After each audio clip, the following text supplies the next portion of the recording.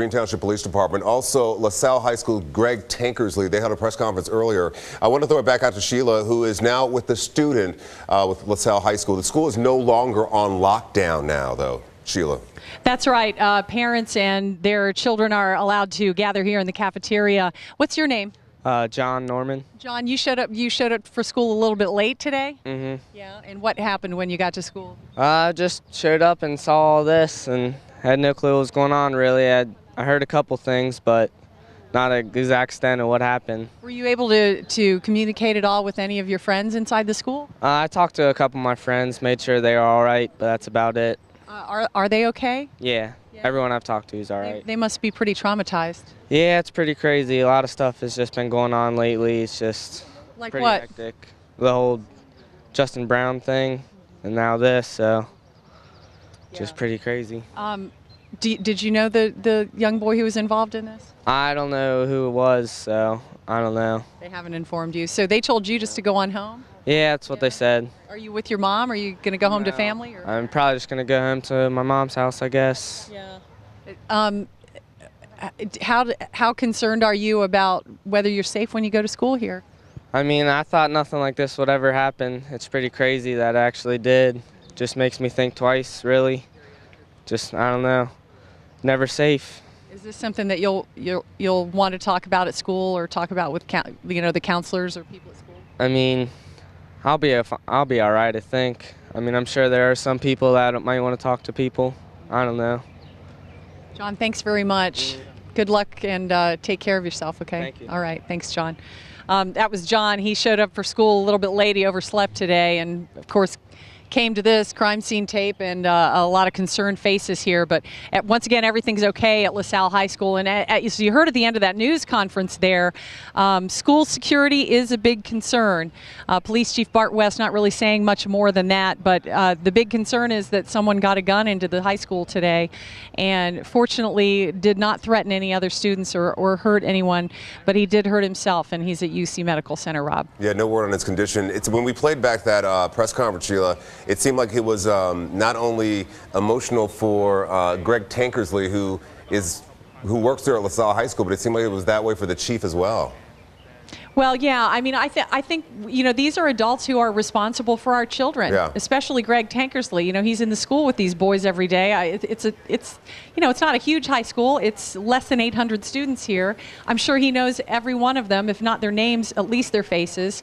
And, like you mentioned before, this West Side community is a tight-knit community. Yeah. And the chief of police or any police officer or anyone who protects the public doesn't want to see something like this happen, whether it's one child hurt or a number of children hurt.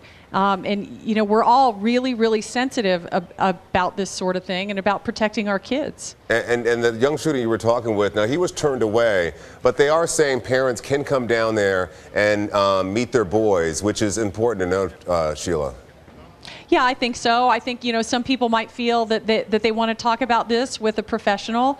Some of them might feel that they just want to, be with other parents and be with other kids who have gone through this together. I think in traumatic situations, people want to talk about it and they want to be with people who are in a similar situation. And they did tell them if the kids feel like they need to go home, the parents will be certainly welcome to take them home. But no word yet on whether classes, is that an indicator that maybe classes are canceled, Sheila, or we don't even know the answer to that yet? We still have not heard yet. Has anyone told you whether they're going to cancel classes, Dan? No, from what we're hearing from parents that have been walking by, apparently the kids, as Sheila has been saying, can leave if they want to. And I think that's probably what most of them will be doing. At least that's what we're hearing right now. Again, the parents, there's a steady stream of them coming in to that cafeteria right behind us. And it would be my guess that they would maybe not have classes today, but just have this high school as a gathering point for the community, for the parents and the kids and anybody who feels like they need to get some help today, Rob. And Sheila, I'm sure when you first got there, you've been on scene now, how long have you been on scene? Maybe an hour and a half?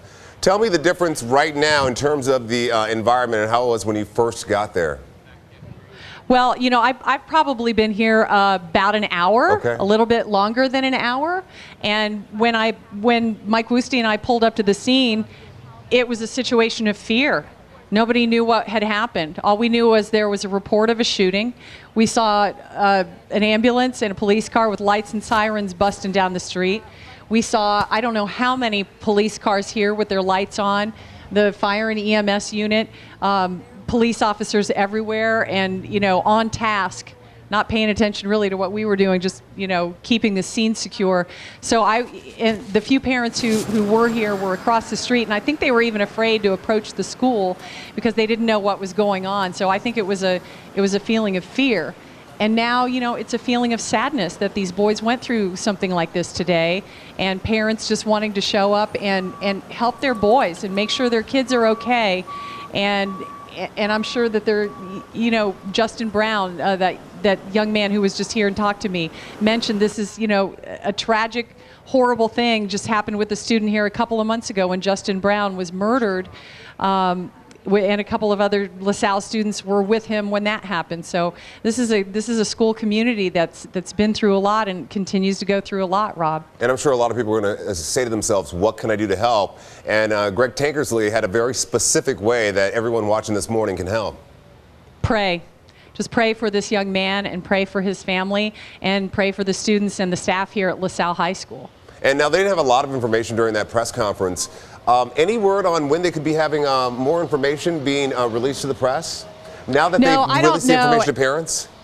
Yeah, I think the most important thing was to get that word out initially, but Stephanie Woods is joining me now, and she has a little bit of new information. Stephanie. So I just spoke to Gretchen Eichel, who is a friend of one of the parents of a student at Lasalle. She works with this woman, and she took her name is Christy, she's not sure of her last name. She took her to the school because Christy was so upset that she didn't trust herself to drive. Now, they arrived here, and what Gretchen is hearing from her friend is that they're not letting the parents and students out for another hour. So the school is not on lockdown, but they are keeping the students. It sounds like they're keeping the students and the parents there just to make sure that everyone's okay and accounted for a little while, possibly the next hour. Okay. Do you know if the police are searching the school, or are they pretty much just wrapped up their part of what's going on here? I mean, we know that it's not an active shooting scene. So they're not looking for a shooter. Of course, one person was already transferred to UC Hospital. I don't think that they're searching right now. I'm just wondering why they aren't letting people leave, you know, if they need to keep the school secure for a certain amount of time longer. She didn't say why her friend was being kept there for an hour. I don't know if it's just that they want to account for all of the students' parents. That may be the reason, but I'm not hearing anything about an active search going on. And there are still people showing up here, as you can see. So, you know, there are 800 kids who go to school here. Not everyone has a parent or some adult representative here. People work and that sort of thing. So they probably just want to make sure that everybody who wants to be here is here, I would think. Absolutely. And we're just seeing parents flood the school. They're all hysterical. They're all searching. And we're seeing the cops pull aside parents and ask for their last name, ostensibly because they're looking for the parents of this one student who Hamilton County said shot himself. So have they been able to notify his family? About an hour ago, I heard that the family had not made it to the hospital. Do you know that? I don't know that yet. I haven't heard whether or not they have. So, Rob, that's pretty much what we know right now. Okay, so no word yet on a press conference. We don't have any word on the condition of this young student or his name or his grade. But Sheila, I mean, I asked you, I mean, what could someone be going through to do that in a classroom with fellow students?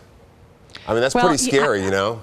It is scary, and you certainly don't want to speculate on something like that. It could be any number of things that prompted a kid to do that. But, you know, we were, I guess, somewhat comforted to find out that he didn't threaten other kids. You can still see parents here, moms and dads, hurrying to the scene to be with their kids. I think it's really important, you know, that they're able to meet with the kids and be here with them to comfort them or talk to counselors if they need to do that. Greg Tankersley with Lasalle said that they would be making them available. Dan, would you mind going and finding out if they're going to have another news conference, or do you know that? Absolutely, I will find that out in just a couple of minutes, but I do think it's important to note that I just checked the LaSalle website. There's no information on there, and when you actually call into the high school office, that goes either to a busy signal or directly to a recording. So parents that may have concern about their student here, that's I would assume, again, why parents are coming here, because they're not getting that information via those two sources. So again, I'm going to find out about the next news conference, and I'll be back in a moment. Good. Rob, back All to right, you. Sheila, thank you very much. As Dan just mentioned, he's going to find out if police are going to release any more information on what happened at Lasalle High School. They did hold a press conference earlier today. Here is Green Township Police Chief Bart West. Basically what happened a short time ago, we had a student inside the school building produced a gun and attempted to commit suicide. He has been transported to University Hospital. Everyone else is in the school, safe, and the students have been taken to the gym. It is okay for the parents, if they feel they would like to come pick up their children, and they are all in the cafeteria. So we're going to reunite the rest of the students and the staff quickly here. And that's the chief once again talking. They gave that press conference, I would say, about 40 minutes ago. Our Sheila Gray has been there since the very beginning. She's been on scene for more than an hour now. When she showed up to the scene, it was pretty crazy. Parents weren't getting much information at that point. But if the one thing all the police departments did that was right today was they were good at getting information out and getting that information out quickly. And most importantly, when they found out it was not an active situation, that they were not looking for a shooter, that the students were not in danger, they released that information, and that was really important, don't you think, Sheila, in terms of releasing information and releasing that information when they did? I think so, because as Dan mentioned, there wasn't anything on the website, and we called the school and no one was answering the phone here. So, that would strike fear in a parent to know that maybe something had happened at school, but they weren't able to get any answers. So that's why people started showing up here. And I think, yes, I think the police officials did a good job in getting that initial word out that no one is in danger here. I think that was really important for people to hear. And Dan just came back.